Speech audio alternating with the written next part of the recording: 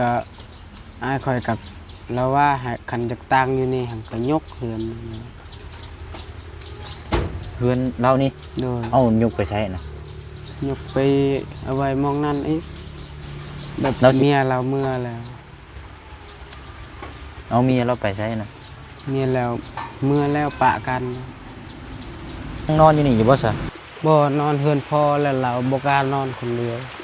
เจ้านำบ่ได้นอนอยู่นี่เนาะ โดย เออ เลยเราอายคอยบอกคืนนี้ว่าบ่มีบ่ตังบ่หยังก็ย้ายเฮือนตัวนี้ซะ เอาคันว่าอันนั้นน่ะเฮาโจมเอาซะบ่ล่ะ โดย โจมขึ้นมองได้นะ ปะเอ้ยมองพื้น มองพื้นน่ะเนาะ โดย เอามีแต่ว่า เคลียร์หมดพื้น คงท้ายสุดมีแต่ว่านุ่มมือ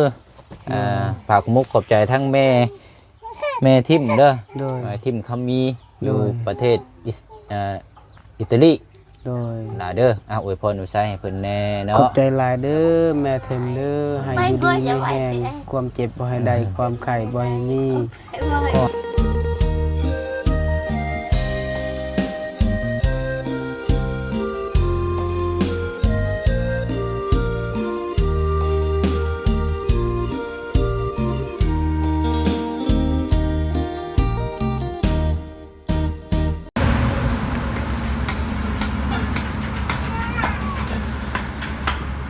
เอาพี่น้องเนาะมาต่อกันดังจากไปเบิ่งไปพูดไปคุยเบิ่งน้ำกันด้วยสายตาเนาะสำหรับทางที่ดินที่ทางแปลงที่3เนาะผลก็สรุปออกมาแล้วพี่น้องเนาะก็แจ้งพี่แจ้งน้องไปแล้วก็เฮาได้ทำฮู้นํกันแล้วก็โอ้ยพี่น้องเนาะกันสิว่าก็เกือบยืนทั้งล่มได้แล้วพี่น้องเนาะราคานี่โหดเนาะพี่น้องเนาะกับที่ดินนี่ก็มันอยากเป็นเนินชั้นแน่เฮาก็ต้องถ้าว่าไปอยู่เฮาก็ต้องปรับลายนะพี่น้องเบิดเงินลายแล้วบัดนี้ราคาโหดเกินเนาะถ้าว่าอยู่ในราคาหลักเช้านี่หลักเช้าล้านนี่เอาบ่เสี่ยงก็สิพูดคุยกับทางทีมงานแล้วก็เสี่ยงอีกอยู่เนาะพี่น้องเนาะแล้วก็เพราะว่าเฮาต้องบุกเบิกหยังอีกเลยพี่น้องมันต้องใช้รถแท็กเตอร์อย่างเดียวอยู่แล้วอยู่หั่นน่ะพี่น้องเนาะแต่ว่าทางอ้ายเพิ่นเว้าราคาสูงก็โอ้พี่น้องเนาะเฮาก็เลยบ่ฮู้ว่าจักสิต่อแนวใดพี่น้องเนาะมีแต่ว่าเฮารุ่นน้ำกันอีกแปลงที่4บาทนี่พี่น้องเนาะรุ่นน้ำกันแปลงที่4ว่าสิได้อยู่มุมใดใจใดเนาะเอาทางบุเสียงหรือว่าทางพ่อน้องเปียวนี่ก็จะทำหน้าที่นี่เนาะพี่น้องเนาะจนสำเร็จเวลาพี่น้องเอ้ยเนาะกับทีมงานเบิ่งชมติดตามเบิ่งน้ำกันพี่น้องเอ้ยว่าสิได้อยู่จุดมุมใดใจใดเนาะแต่ว่าทางหลักๆนี่บุเสียงอยากให้อยู่ในโซนลมพี่แล้วพี่น้องเอ้ยโซนอยู่ในบ้านแถวเขตนี่ซะเนาะในโซนนี่ซะถ้าเป็นไปได้นะพี่น้องเนาะเอาก็ที่ดินตัวนี้ก็จังว่าจังคุยกันบัดนี้พี่น้องมันก็เฮาก็ห้ามฮู้กันไปแล้วกับทางทีมงานก็ว่าโอ้ยบ่ไหวพี่น้องเนาะก็ได้ขอเฮ็ดเซิ้นเนาะจังว่าจังคุยหาเบิ่งที่ทางใหม่บัดนี้เนาะเดี๋ยวไปปลอบใจทางอาเจืองบัดนี้พี่น้องเนาะเอาพอดีว่ามีทางผู้ใหญ่ใจบุญเนาะพี่น้องเนาะเพิ่นได้ติดต่อมาหาทางพ่อน้องเปียวเนาะก็ได้รับได้ส้มเคสของทางอาเจืองนี่แหละพี่น้องเนาะทางแม่เพิ่นก็อยากมีส่วนร่วมยอดสมทบเนาะในการช่วยเหลือครอบครัวของทางน้องเพิ่นนี่แหละพี่น้องเนาะกราบทักทายสบายดีและสวัสดีพ่อแม่พี่น้องเบิดสุขุสุคนพบเจอกันดีคือเก่าแล้วพี่น้องเด้อเนาะมาต่อกันกับพอดีว่ามีข่าวดีพี่น้องเนาะมีข่าวดีมาแจ้งยอดเพิ่มน้ำมื้อนี้กันเนาะพอดีว่าทางแม่ใจดีอยู่ทางอิตาลีเนาะพี่น้องเนาะหรือว่าอิตาลีนี่แหละพี่น้องเนาะทางแม่ที่เพิ่นเคยสดซอยเคสทางน้องปูนาเนาะตั้งแต่พุ่นแหละพี่น้องเนาะตั้งแต่วันที่27เนาะแต่ปีที่แล้วเนาะพี่น้องเนาะพันสิว่ากันประมาณเดือน12เดือนธันวานี่แหละพี่น้องซอยเคสของทางน้องปูนาซื้อน้ำซื้อในแล้วก็พร้อมด้วยปัจจัยเนาะแต่ว่ามาเมื่อนี้ทางแม่เพิ่นได้ฝากเงินมานี่2 ล้านกับ500,000กีบเนาะ2 ล้านกับ500,000กีบแต่ว่าทางแม่เพิ่นนี่ให้ทางบ่เสียงนี่ฮักออก500,000กีบไว้เติมน้ำมันซื้ออยู่สู่กินหรือว่าเฮามาเฮ็ดเวียกงานนี่แหละพี่น้องเนาะ แล้วก็อีก2ล้านนี่ทั้งแม่เพิ่นให้สมทบซอยเคสของทางอาเจืองทางโรงหังเนาะซอยแนวทางแบบใดก็แล้วแต่ลูกว่าซั่นเนาะก็มีแต่ว่าเงินจำนวนนี้ทางพ่อน้องเปียวก็จะเก็บยอดไว้1มาก็แม่นที่ดินนั่นแหละพี่น้องเนาะเอาที่ดินก่อนเดี๋ยวก็จังตามมาบ้านเรือนซานของทางน้องเพิ่นครับพี่น้องเนาะเอาเนาะจังได๋ก็ขอมกขอบใจขอบบุญขอบคุณทางแม่ทิมเด้อเนาะอยู่ตาดีเนาะพี่น้องเนาะหรือว่าตาดีประมาณนี้แหละพี่น้องเนาะบ่เสียงเบิ่งชื่อก่อนเนาะจากแม่ทิมคำมีเนาะพี่น้องเนาะอยู่ประเทศอิตาลีเนาะประเทศอิตาลีเอาแหละพี่น้องเนาะขอบใจหลายๆนะแม่เด้อเนาะพร้อมครอบครัวเอาบัดนี้พี่น้องเอ้ยเนาะไปกินก่อนบัดนี้เนาะโอ้ยก็เข้าใจทั้งน้องเพิ่นเนาะทั้งอาเจียงแต่ว่าก็วิ่งน้ำกัน3ที่3ทางเลยพี่น้องเอ้ยแล้วก็ทางทีมงานเฮาแล้วก็ทางเบิดสุขุสุคนและพี่น้องเนาะเฮาก็ลุ้นน้ำกันว่าอย่าให้มันเป็นไวแต่ว่าบ่ฮู้ว่าสิจังใดพี่น้องเอ้ยเนาะเฮาก็ฮู้จักน้ำกันพูดคุยน้ำกันนี่เลยพี่น้องเอ้ยเนาะมันก็บ่เป็นไปตามที่เฮาคาดหวังไว้ก็บ่เป็นหยังเนาะพี่น้องเอ้ยสู้ต่อหาใหม่อีกเนาะเอาหุ่มบาทนี่เนาะเฮ็ดหยังอันนี้ไปเอาพื้นมาแต่ใช้อันนี้ฮะโดยเอาสบายดีอีกรอบนึงเนาะจบจากที่ดินที่ทางเลยอันกลับเข้ามาหาอีกก้อนโดยโอ้อันพื้นนี่เมียไปหาซะบ่โดยทางหนองห้างซะบ่โดยโอ้เราไปแต่จังโมงนะไปแต่7 โมงไปแต่7 โมงโดยแล้วไว้1ข้าว1น้ำอยู่นี่แล้วเนาะโดยโอ้เอาดีแล้วสิเนาะเอาเฮ็ดอยู่เฮ็ดกินอยู่นี่อยู่แล้วเนาะโดยเอาเนาะก่อนอื่นโอ้ยเว้าแล้วก็เสียหลายได้ล่ะเมื่อวานนี้จะบอกบ่เสียงแล้วก็ทีมงานแล้วก็พี่น้อง FC ทุกคนเนาะเข้าเป้าเลยพี่น้องแต่ว่าบ่มีเวลาได้ซื้อซ้ำเมื่อวานนี่บ่ได้ลุ้นเสี่ยงโชคครับทางน้องเพิ่นบอกว่าฝันเห็นหมูป่าเนาะฝันเห็นหมูป่าแต่ว่าบัดมาเห็นม้าสุดท้ายมาออกเลขม้าเมื่อวานนี่น้องถือ800,000ไผถือน้องเจ้าถือบ่โดยเอาอยากใช้ลายแต่ว่ายันมันบ่ถือก็ยันเสียเงินใส่หู 10,000เจ้าถือเลข 10,000 บ่โดยแสดงว่าอยู่นี่เพิ่นให้โชคได้นี่โดยนอนคืนแรกกับฝันนี่เพิ่นให้โชคเลยก็บอกทีมงานแล้วบอก FC เบิดทุกคนนั่นแหละพี่น้องเพิ่นอาจจะบางคนเพิ่นอาจจะถูกอยู่แต่ว่าบางพี่น้องเพิ่นก็บางคนเพิ่นจับลักเพิ่นเด่น3ตัวเพิ่นจับลัก5จังซี่นะพี่น้องแต่ว่าจับลัก2ออกลัก4แต่มันออกลัก4เนาะโอ้เอาโชคมาร่ำรวยเนาะนะพี่น้องไอ้รุ่นน้ำกันอีกสาบานนี่เนาะขอเด็ดๆนี่เด้อบานมื้อวานนี่เพราะว่าเบี้ยกนี่เฮาเล่นหน้าเล่นหลังนี่พี่น้องลืมเลยเวลาเลยมาหลดโอ้ยมาคือเสียหลายแฮงเนาะทางน้องเพิ่นให้โชคมื้อวานนี่สิได้บ่ได้ซื้อซ้ำพี่น้องเนาะทีมงานไปก็จมอยู่เอาก็บ่เป็นหยังเนาะก็ดีใจนำทางน้องเพิ่นก็เสี่ยงโชคนำปองถือเลข 10,000 เนาะได้อยู่ 800,000 กีบพี่น้องนี่แหละพอได้ซื้อเก็บไว้ใส่จุดโตซื้อข้าวซื้อน้ำเนาะหรือว่าซื้อใช้เวลาจะเป็นดูมาต่อกันเป็นจังได้ที่ดินนะครับไปเบิ่งน้ำกันเลยแพงหมดเนาะโอ้ไหวเนาะ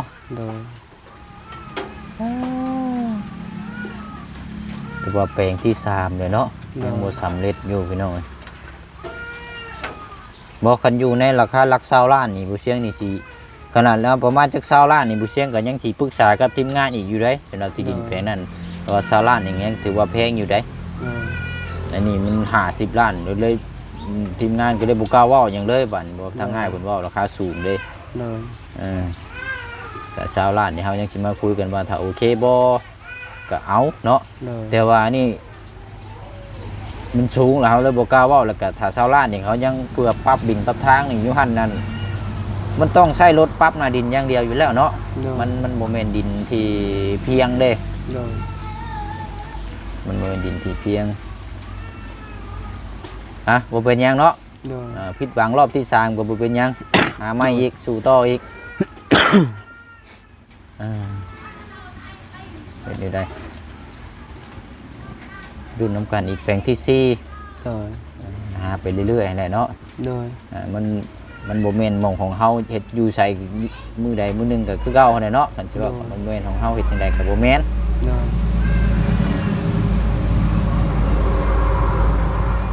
บัดนี้ที่ดินตัวนั้นได้ชาวทั้งแม่เจ้าถามแล้วบ่ ถามแล้วแล้วว่าบ่ขาย เพิ่นบ่ขายบ่ โดย นี่สามบาทนี้เนาะถามว่าอยู่นี่ก็อันนั้นอยู่พี่น้องแต่ว่ามันน้ำท่วมอันนี้เนาะ โดย อยู่นี่ก็เพิ่นให้โชคเราได้นี่พี่น้องถึกเลขถึกเบอร์อยู่เนาะก็เบิดเท่านี้แล้วแต่ว่าคือว่าอันนี้เนาะดินมันก็แคบติดคอดินยังแล้วก็เบิดเท่านี้เนาะ โดย อยู่หม่องทั้งนี้เลยสลาบ่มีบ่หม่องโซนอันนี้ บ่มี ยับลงไปนี่ดินไผชานี่นะ บ่มีดินภูเฮือนตังสุดท้าย อันนี้เดือนเฮือนอ้ายเจ้าบ่หลังนี่นะ โดย เดี๋ยวสุดลงนี่บ่เฮือนอ้ายเจ้าก็ โดย ปลูกได้ซำนี้บ่ โดยเบื้องนั้นคาไม้ อันยับลงไปหม่องอันกกหมากอันนั้นบ่แม่นบ่ฝั่งนั้นน่ะ บ่แม่นคาไม้เขาปลูกไว้ไม้หยัง อ๋ออันห้องลงไปพุ่นก็กล้วยเพิ่นเลยสะดินไผซะนะ ดินเข้าขาดกกหยังนั้น โอ้ ไม้หยังไม้หน่อไม้ไหล คันสิเว้าก็เบิดแล้วนี่เนาะ โดย เรามีแต่หม่องสระหม่องนี้เนาะ โดย ก็อยู่นี้เนาะให้เจ้ามาปลูกอยู่นี้ โดยอ้ายคอยกับเราว่าให้คันจักตังอยู่นี่หันก็ยกเฮือน เพื่อนเรานี่ โดย เอายกไปใช้นะ ยกไปเอาไว้มองนั่นอีก เราสิให้ยกอยู่บ่ โดยแบบเมียเราเมื่อแล้ว เอาเมียเราไปใช้นะ เมียแล้วเมื่อแล้วปะกัน เมียป้ากัน โดย เอาเป็นยังไงนะคือป้ากันนั่นน่ะ จักเข้าเรื่องรถปะเรื่องรถ เรื่องรถ โดย รถยังหลานนะ แบบเมียเรานี่รถมูลพ่อมูลแม่แต่ว่าเมียเรานี่ไอ้น้องอายคอยนี่ยึกยืมเอาไป แบบเมียเราบ่ให้ อืม อายคอยก็เลยให้แบบเกี่ยวหยังกับรถก็รถมูลพ่อมูลแม่แล้วบริตีบริยังกับเราเว้าสำนันกับเราเว้าแห้งแล้วก็เมียอายคอยเมื่อแล้วก็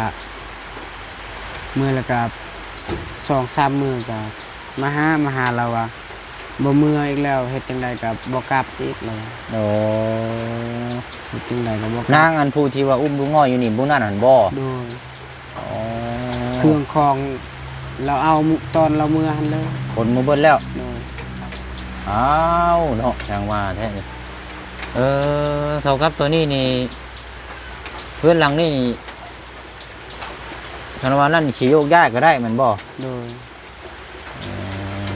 อายเขาให้ยกคันว่าตังค์บ่มีดินตังค์ยากเอาก็ยกตัวนี้เราอายเขาก็ละอยู่น้ำพ่อน้ำแม่ก็ได้เรา เนาะ เป็ มันคันว่ามันบ่มีก็จำเป็นแน่นอนล่ะเนาะ โดย เอาลุกมาพี่ก่อนฉละเอาลุกจะพี่ไปเบิ่งพุ่นก่อนสัตว์ไปจังน้อยก็กันว่านั่นแหละแกโอ้ยเนาะพี่น้องนึกว่ามีคนนอนอยู่นี่บ่ได้มีอันนี้เนาะ บ่มี เจ้านั่งนอนอยู่นี่อยู่บ่ซะ บ่นอนเฮือนพ่อแล้วเราบ่กล้านอนคนเดียว เจ้านั่นบ่ได้นอนอยู่นี่เนาะ โดย เอาสมมุติตั้งเทื่อเพิ่นมาอีกเด้ซะล่ะ เราบ่มาแล้วลูกก็ยังเรายังกล้าถิ่น ลูกก็อยู่พี่บ่เดี๋ยวนี้ โดยอายคอยแบบเราว่าเมียเราว่าเฮ็ดจังใดก็บ่กลับเฮ็ดจังใดก็บ่กลับอายคอยว่าผิดหยังก็เคลียร์ได้เฮ็ดใบยุ่งยายกันได้ก็ว่าคันผิดอีกเทื่อหน้าก็มีหยังเครื่องคองหยังก็มอบให้เจ้าหมดเขาว่าแต่เราก็ยังบ่กลับก็บัดนี้อายคอยเอาลูกมันเอาเมื่อให้มันให้เมียเรากลับคืนแต่เรายังบ่กลับ อ๋อ ก็เลยปะกันแล้วว่าเพราะว่าคืนนี้ขาดเลยเหรอคืนนี้ เมื่อเตะจังมือแล้วนี่นะ ประมาณ4-5 มื้อแล้ว โอ้เออแต่ว่าอยู่นี่ก็ตั้งเฮือนนี่ก็6เสานี่ก็ได้อยู่ได้นี่เนาะ โดย ซ้ำในเฮือนหลังนี้พี่น้อง6เสานี่ไล่อยู่นี่แต่ว่าก็ต้องขุดดินปรับเอาหน่อยนึงเนาะ โดย ปรับบ่หลายแล้ว ปรับมันซึ่งลัก ซึ่งลากหัวลงมานี่เนาะ โดย เอารถ กกไม้ หรือว่าเอาหมักจกก็ได้เนาะปรับเอาถ้าสิปลูกนี่คืออ้ายเจ้าให้ย่ายอยู่เป็นบ่ โดยให้ย้ายแล้วว่าเอาไว้นี่ก็บ่มีใครอยู่ อืมแต่ว่าทั้งลูกเราก็อยู่น้ำกันบ่เดี๋ยวนี้ก็ โดย อยู่ อยู่คืนนี้ให้ตลอดเลย อ้ายเจ้านะ โดยบ่ลูกอายเขา อ๋อโอ้นี่ก็ บัดให้พอเราขมังแล้วมาขอนมน้ำค่อยขอเต้านมให้เราลูกเรานม เออ เราก็อีต้นก็ให้ ไม่ยังนี่เนาะคือปะคือถิ่มมันเป็นได้ จักละเมียเราบ่มักเลยส่วนหยังก็มอบให้พัวหมดเราบ่อยากได้อีก ป้าเบิดเลย โดยขนาดลูกกับเรายังปะได้ อ๋อแสดงว่านี่เขาเจ้าก็ปลูกบ้านปลูกหยังบ่นี่นะ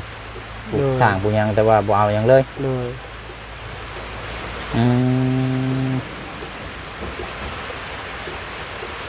สร้างว่าเยอะเนาะ ผิดก็ผิดน้อยนึงแต่ว่าเมียเราหันเป็นคนใจหายนี่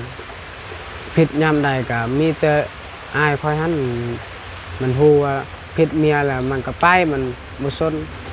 มันอดทนตลอดแต่เดี๋ยวนี้เราบ่อดทนบ่ไหวแล้วเดี๋ยวนี้ก็ผิดบ่ผิดหลายเราก็เมื่อบัดมาเอาบัดเราบ่กลับอีกเราอยากเป็นสาวอยากเป็นแม่ห้าง คันเชื่อว่าก็อยากเป็นผู้สาวอีกครั้งเนาะ โดยเราอยากไปเฮ็ดงานอยู่เวียงอยู่หยังอีกแล้วอ่ะ ไปเฮ็ดงานอยู่เวียง โดย โอ้เอาสาวพี่น้องเนาะก็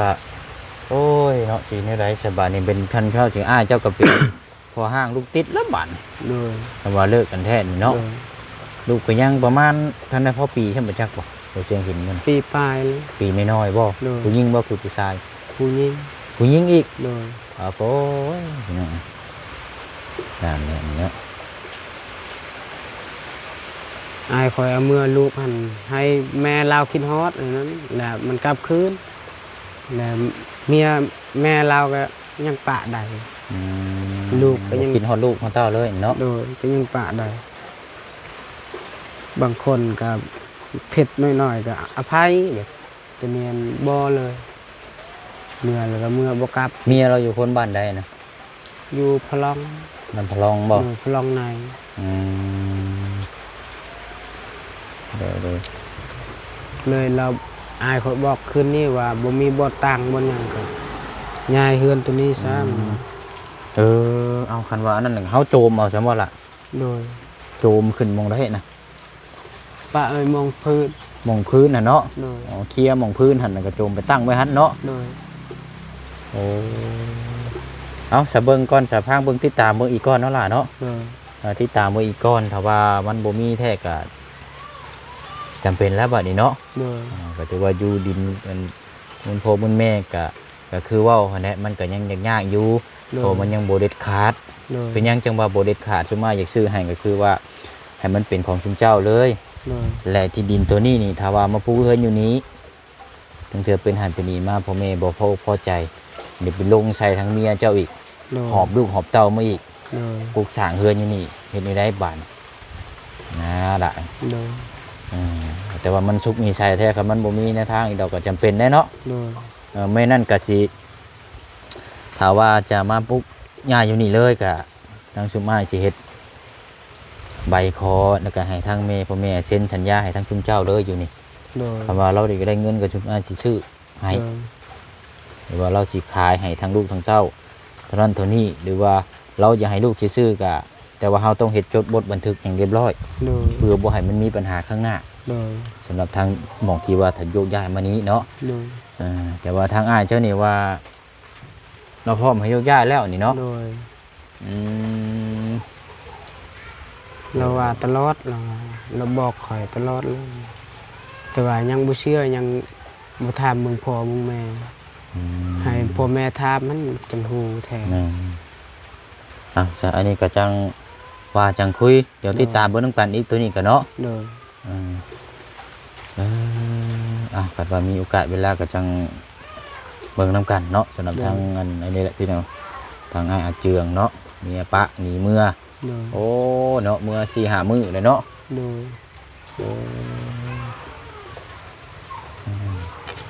ป้าสละเมื่อกระตุกพุ่นก่อนบัดนี้เฮา โดย โอ้เนาะเอาจังหวะจังคุยนำกันพี่น้องถ้าบ่มีแท้กันมันว่านี่แหละเนาะพอพุกได้อยู่พี่น้องพุกเสาประมาณสำเพิ่นน้องปลาหั่นแหละพี่น้อง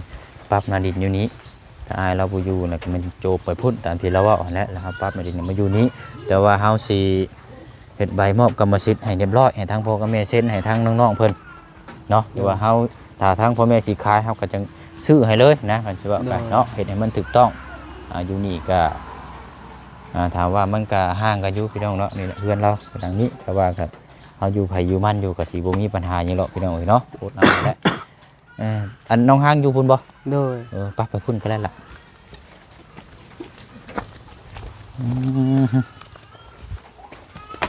โอ้เห็ดใหม่อีกเลย โดย ดีเนาะแต่ว่ามันอันนี้เนาะมันอยากเปื้อนเนาะ โดย มันระวังอะไรเนาะโอ้ยน้องเมื่อคืนนี่ฟันเห็นยังสนองเมื่อคืนนี่ เมื่อคืนนี่บ่พันยัง เมื่อคืนนี่ได้ โดยบ่พันยัง เสียลายเลยบอกเลยกับพี่น้องเนาะจมแล้วจมอีกแล้วบ่แม่นว่าบ่เสียลายได้ทั้งน้องเพิ่นให้โชคมันปักขึ้นไปแล้วไปเด้อ คืนนี้โอ้ยหมดลายเลย หมดลาย โดย มาติมมาลมกินนะฮะเนาะ โดย ลมกินคนน้อยบ่ฮะตื่นอะไร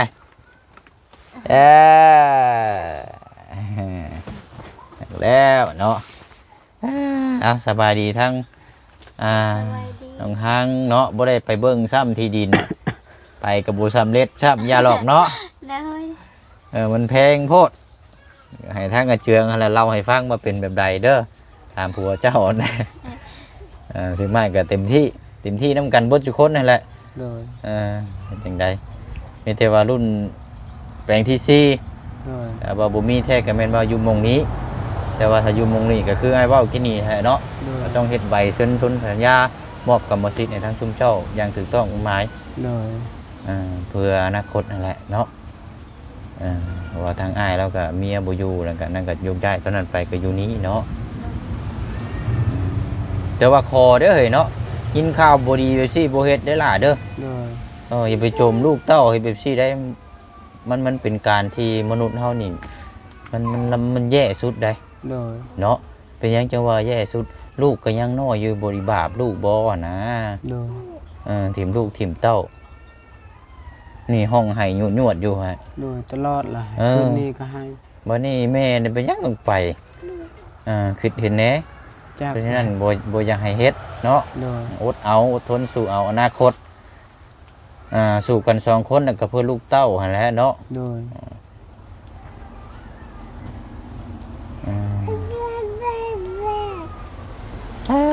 เนาะ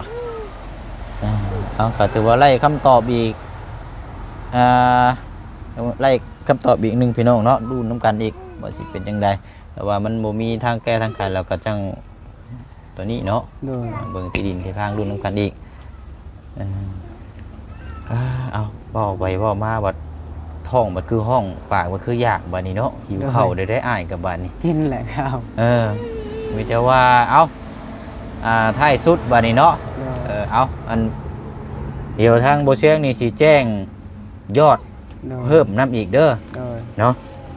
พอดีว่ามีทางเมใจดีเพิ่นอยู่ประเทศอิตาลีเนาะอยู่ประเทศอิตาลีจากแม่ทิมคำมีเนาะพร้อมครอบครัวทั้งแม่เพิ่นฝากมานั่นเงินนั่น2 ล้านกีบ โดย เนาะฝากมาซอยเคสชุมเจ้านี่แหละ โดย ยอดสมทบเนาะซอยแนวทางแบบใดก็ได้แต่ว่าตอนนี้บ่เชิงจะเก็บไว้เบิ่งที่ดินที่ทางก่อน โดย เนาะ หรือว่าเจอจังหันแล้วก็จังเฮ็ดเฮือนเฮ็ดซ่านบัดนี้เด้อ โดย เอาแต่ว่าตอนนี้มายอดมาเพิ่มน้ำโมเสียงนี่อีก2ล้านแล้วก็รวมเบิ้ลนั่นพอดี22ล้านกับ4ก็22ล้านกับ 2,000 บาทเด้อเด้อ โดย น้ำโมเสียงนี่เนาะโอ้ยเอาดีใจนำตามนั้นแหละพี่น้อยบัดนี้ก็จังรุ่นน้ำกันอีกที่ดินที่ทางเนาะเดี๋ยวช่วงแรกๆเดี๋ยวโมเสียงเข้ามาเบิ่งน้ำกันอีกทีหนึงแล้วล่ะเด้อ โดย เอาอ้ายออกไปหากินข้าวก่อนเนาะ โดย เอามีแต่ว่าคงท้ายสุดมีแต่ว่านุ่มมือฝากมุกขอบใจทั้งแม่ทิมเด้อ โดย แม่ทิมคำมีอยู่ โดย ประเทศอิตาลี โดย ลาเด้ออวยพรอุใช้ให้เพิ่นแน่ ขอ เนาะ บใจหลายเด้อแม่เทมเด้อให้อยู่ดีมีแห้งความเจ็บบ่ให้ได้ความไข้บ่ให้มีขอให้ร่ำรวยให้อยู่มันควันยืน นอนรับขอให้ได้เงินหมื่นตื่นมาขอให้ได้เงินแสนสาธุ เอาทางอันน้องอาเจืองเนาะ โดย กล่าวคำเว่าแล้วก็ทางผู้เมียเว่าน้ำหลังเนาะ โดย มาบางเทื่อทางน้องเพิ่นก็ยังบ่ทันได้ยังหำหูเนาะบางเทื่อก็สอนเจ้าเว้าแล้วก็ให้ทางน้องเพิ่นว่าตามนำเด้อ ใช่ มันจะเป็นเฮาสิถนัดเนาะ โดย ไปเสร็จแล้วเดี๋ยวจังว่าจังคุยนํกันเนาะ โดย เดี๋ยวไปเชียงออกไปหากินข้าวก่อนบัดนี้เด้อ โดย เดี๋ยวเข้ามาใหม่ โดย มาพูดมาคุยนํกันอีกเนาะ โดย เอาอยู่ดีมีแห้ง สบายดี สบายดีเด้อบายบายไปแล้วหุ่นยิ้มเปื่อยๆเลย ไม่ เอาเนาะโอ้ยบอกแล้วกะเสียลายเนาะทางน้องเพิ่นบอกเมื่อวานนี่โอ้ยพี่น้องเอ้ยเอาคักเดียวเนาะเอาทางน้องเพิ่นก็ไล่โชคอยู่พี่น้องเนาะถืออยู่ให้โชคให้ลาบอยู่เนาะแต่ทางเฮานี่คิดไว้แต่ว่าบ่ได้ซื้อเมื่อวานนี่เวลาพี่น้องเนาะแล่นพุ่นแล่นพี่หลุดเลยปะเนาะก็ถือว่ามื้อนี้เขามาพูดมาคุยน้ำกันแล้วก็มาแจ้งข่าวดียอดสมทบเพิ่มเนาะพี่น้องเนาะจากแม่ใจดีเนาะอยู่ประเทศอิตาลีเนาะแล้วก็นี่แหละพี่น้องเนาะที่เรื่องเล่าที่ทางอาเจียงพูดคุยตัวนี้แหละแต่ว่าเฮาบ่มีที่ดินที่ทางนี่เราก็จังอยู่นี้บัดนี้พี่น้องยกย้ายตัวนี้ไปพุ่นแล้วก็ปรับหน้าดินใหม่แล้วก็เอาใบจดยังบันทึกตัวนี้นี่ต้องเฮ็ดให้100%เลยตัวนี้พี่น้องเนาะเพื่อความอนาคตตัวนี้นี่เพราะว่ามันเป็นที่ดินของทางปู่ย่าเด้นี่พี่น้องเนาะเอากัดดุลชมน้ำกันอีกเนาะพี่น้องเนาะไปเนาะขอบมกขอบใจขอบบุญขอบคุณทางเมทิมเด้อเนาะเมทิมคำมีอยู่ประเทศอิตาลีเนาะพร้อมครอบครัวเนาะที่ได้มีน้ำจิตน้ำใจฝากเงินมาสดซอยเนาะสมทบยอดนี่แหละพี่น้องซอยเคสของทางน้องฮังเนาะหรือว่า3 เมลูกที่เฮาติดตามนำกันในตอนนี้แหละพี่น้องเนาะเอามีอย่างเพิ่มเติมจังใดเนาะเดี๋ยวทางบ่เสียงแจ้งพี่แจ้งน้องนำกันอีกรอบนึงเนาะเดี๋ยวคลิปนี้ลาพี่แล้วน้องไปก่อนไปกินข้าวก่อนบ๊ายบายเลยพี่น้องเด้อเนาะสบายดี